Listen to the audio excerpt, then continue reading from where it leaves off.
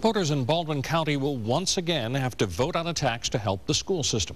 The County Commission met today with the school board and the Baldwin County Legislative Coalition to discuss what path to take. Fox 10's Hal Shurik was there and has details. A 1 cent temporary sales tax that went into effect in 2010 is set to expire in May of next year. The school board was charged with finding a solution to the funding deficit by the time it runs out. And basically what we keep coming back to is that the citizens of Baldwin County are in favor of a sales tax as opposed to ad valorem. You cannot argue with a 70% figure.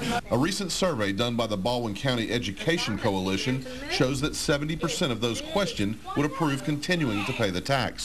To make that happen would require another vote, and this time school officials would like to make it permanent.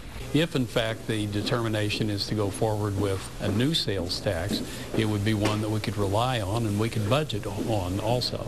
But the thought of keeping the 1 cent tax doesn't set well with some. They say voting a new tax in is simply a continuation of the one they were promised was temporary. What's the difference between the extension and a new tax? Isn't it the same thing? See, I was confused on that part too. Yeah. Okay, you're calling it a new tax, not an extension. The county commission is split on what the best route would be.